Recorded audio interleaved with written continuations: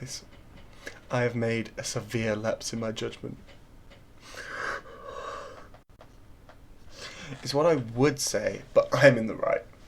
You see, in my last video, thanks for watching, I said that wings are an awful superpower, and user I Drink Bubble Bath said, "What's your problem with wings? They would give good hugs, they would keep you warm, fly you places." You're incorrect, sir. No. Well, you're right about the points you brought up, but let's talk about the real problem with wings. I can't stress enough how much I appreciate your comment, but you are incorrect, and I am going to make an entire video saying that. And that's what I'm going to prove today with this video, Bubble Bath Drinker.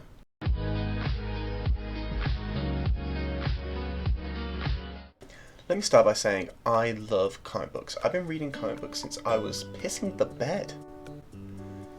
Since I was a kid, time and time again, I've been seeing that flying is a tight superpower, but wings aren't it. Let me ask you a question. How many characters have wings? No, please put it in the car. I'll wait. Just kidding, I can't hear you. This is pre-recorded. Comic Vine lists over 149 characters with wings. However, they are wrong. The real answer is far less than that. And I'm 100% sure because these so-called winged characters are mostly cheaters or frauds. Let me address what I think having wings really means. So they can't just be some random tech that you can take off when it's convenient and get rid of. So people like the Falcon, Bumblebee, Vulture, they're all gone. It can't be an artifact or a magical gem that allows you to store them. So that's goodbye the Hawkman group, who all use backpack wings, which I'm counting as magic. I think it's alien tech, but I'm counting it as magic.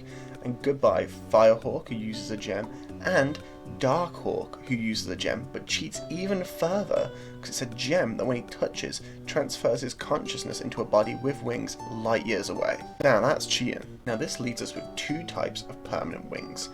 Angel-style wings coming from the shoulder blades, and armpit wings like the Falcon coming from armpit to the wrist usually. No, not to start off with a lie, but there are things that Bubble Bath Drinker said that is true. Great hugs? True. Can fly? Amazing. Keeping warm? That's a weak point. Anything that's warm-blooded will be able to keep you warm, but whatever. With all these amazing positives comes one consistent and inevitable event that always happens. But before that, let me talk about some just kind of practical problems. You got your gun for the fashion, fuck. You ain't gonna blow. People already come in all shapes and sizes. I know people who struggle to buy clothes already, being normal humans with normal limbs. So I can imagine that if they had two giant growths on their back or under their arms, it would be a little bit hard to go shopping for things like jackets, t-shirts, and jumpers. Fuck it, a cloak would still suck. Nowadays, most writers are smart. The wings fold up, or the clothes are just kind of like a symbiote and they form around the body. Though this was not always the case. Angel has been a part of the X-Men since literally day one. On the first issue, on the cover with a bazooka and everything. For God's sake, he's on the first page. So clearly Stan Lee and Jack Kirby thought about how he lives his life, right? Yes, they did. With a straitjacket to compress his wings into his back.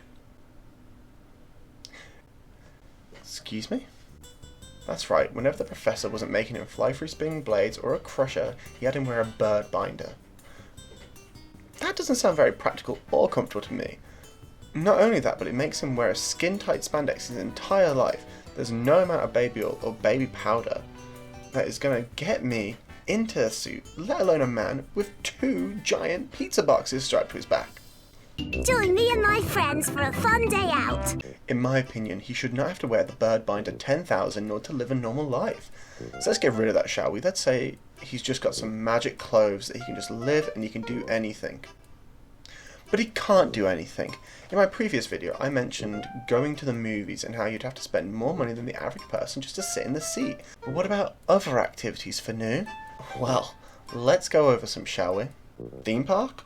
Not a chance. He's not getting the bar over him, and even if he did, his hollow bird bones would snap under the pressure. Yeah, travel will technically be chill, but imagine if you had to go on a full sprint everywhere just to travel. You can't use a train. In the UK, the carriages are smaller than his shoulder width. No Uber will take him. I order one Uber XL and they will drive away if they see 2 suitcases, let alone a guy who takes up the space of 3 people in the car. Concerts would be a nightmare.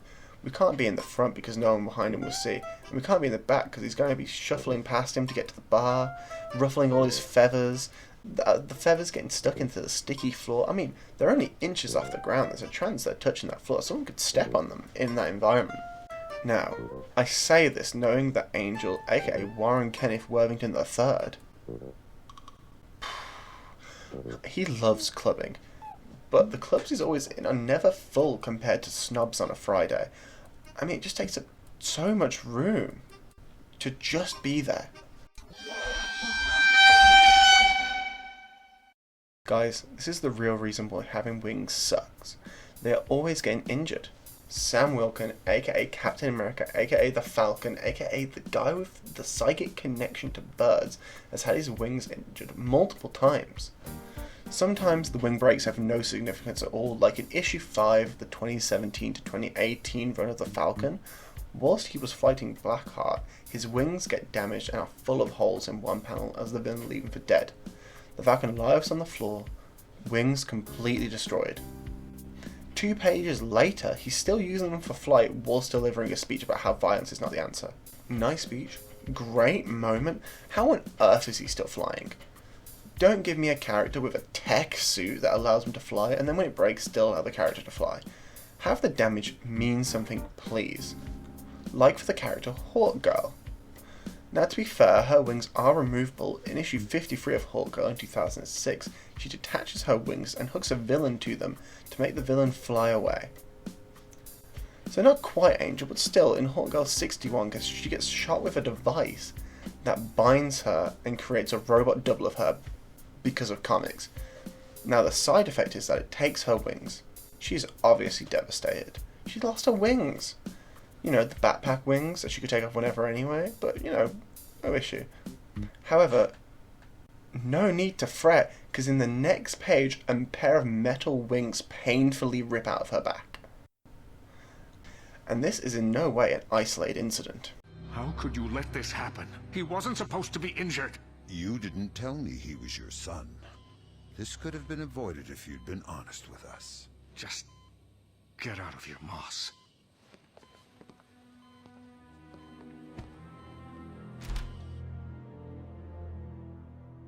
Mr. Worthington? Doctor? I can help him with the broken ribs and the concussion. But the wings, What about them? the injuries are severe. I'll need to bring in an avian specialist. No. Save my son, but not the wings. Remove them. Angel's the character near and dear to my heart. When I was a child, I loved the X-Men. God, I mean, how could I not? The Fox films were fantastic. My child brain just loved them. There was multiple cartoons for free on YouTube and just all over the internet. Wolverine and the X-Men, X-Men Evolution, the original X-Men from '97, all great. And there was one character who was always just a stand-up guy, and that was Warren. He did his best to help people even before becoming an X-Man. He was a superhero on his own campus. Yet, unlike Hawkgirl and the Falcon, he had one thing that they do not have, and that's real wings. See, his wings weren't attached by straps or a fancy piece of tech. They appeared one day when he was a teen, slowly growing from his back. I know, I've gone over this already. What's the point? Well, this is the point. Unlike Hawkgirl or Falcon, Warren was considered a freak, a monster, a mutant. Due to this, his story not only revolves mainly around his wings, but also the prejudice he faces because of these wings. Warren used to go to university, and in that university he was dating a girl whose name I will tell you later, and a roommate that was called Cameron Hodge. During this time he became a superhero called the Angel. You know, standard superhero origins. Using his wings to save lives, he would eventually join the X-Men First Class, just like I said earlier, to save a bunch more lives and unintentionally be involved in X-Men related drama. Eventually said drama got in the way, so the X-Men team broke up. Warren went back to his roommate Hodge, and together they started a company that would hunt mutants. Counterproductive, I know, but on the low, they would use this company to find mutants and help them.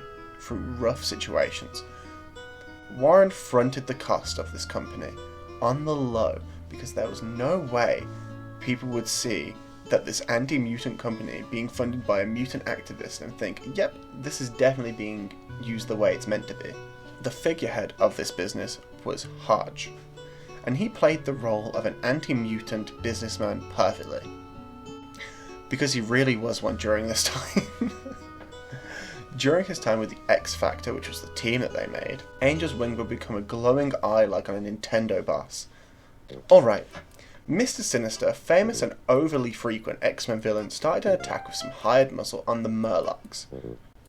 The Murlocs? Oh, sorry. You know the Murlocs. They're a group of sewer-dwelling mutants who are, like, so mutated and kind of freakish looking that they decide to shy away from humanity by living in the sewers. Yeah, them.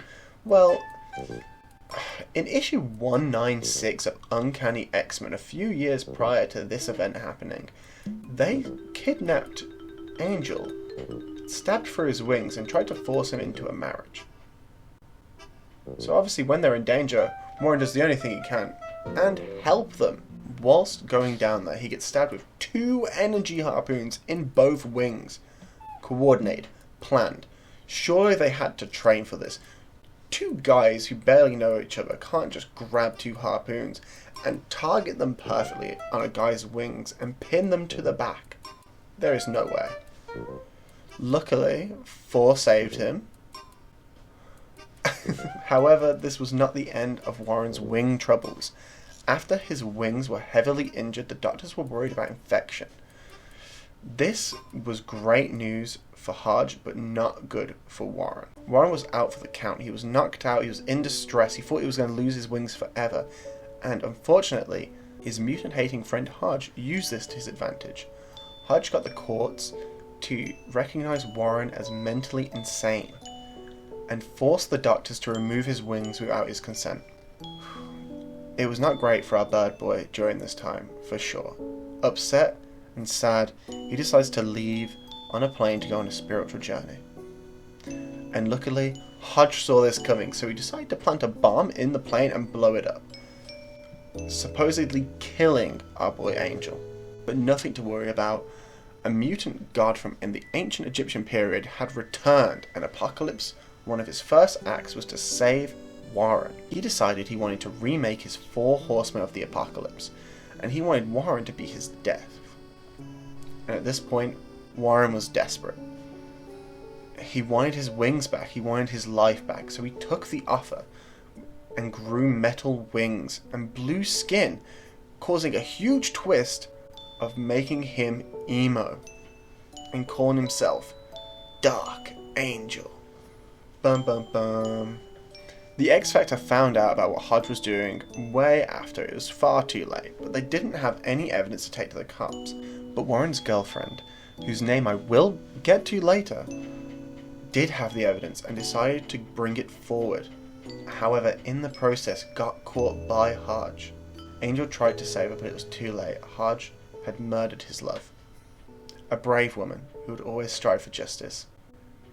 Please, if you would, I'd like to take a moment to honor Candy Southern. Yeah, that's right. I read all this shit. I read all these comics, and the entire time that it's going on, between all the emotional strife that Warren's going through, the drama, his love affair with Jean Grey, you know, the supposed cheating scandal, all this. I'm reading this, and her name is Candy Southern. She's a prominent character in Angel's life, and I'm being serious. The name is not something you can get used to. You're not reading a few lines, read the name Candy Southern, and then move on. I had to double take every time I read this. And it's all because of you, bubble bath drinker, and what you did. You did this to me! Okay, let's regain our composure. We've been through the trenches here, gamers. You've stuck with me through the practical struggles, the awkward logistics, and the X-Men related drama that is having wings. And you know what? I'm still standing by my point that wings as a superpower blows bears. But let's take a step back. The most important thing that we're missing in this entire discussion is what wings truly represent. In most forms of media, especially comics, wings are often used to symbolize freedom, transcendence, and the fine line between the limitations of humans and the perceived higher calling. Characters like Angel, Hawkgirl, and even the Falcon each embody these values in different ways, but they are still very related. Angel's natural feathered wings represent his personal struggle with his mutant identity and the weight of that responsibility. They symbolize both the incredible freedom that flight gives, but also the burden of living as someone different. For Hawkgirl, her wings are a link to her ancient Egyptian past, carrying a pre-written destiny and the promise of the eternal cycle of rebirth. Similar to Angel, her wings are a symbol of her independence as a warrior, and yet something that anchors her to her past. Similarly, even Falcon's wings, which are created for advanced technology, symbolize empowerment and human resilience, showing that even without inherent superpowers, one can soar to great heights through willpower and innovation alone. In each case, wings are not just physical attributes, but metaphors for characters' personal growth, inner conflict, and ultimate aspirations. And that's amazing. It's amazing that you can have such deep symbolism from just wings.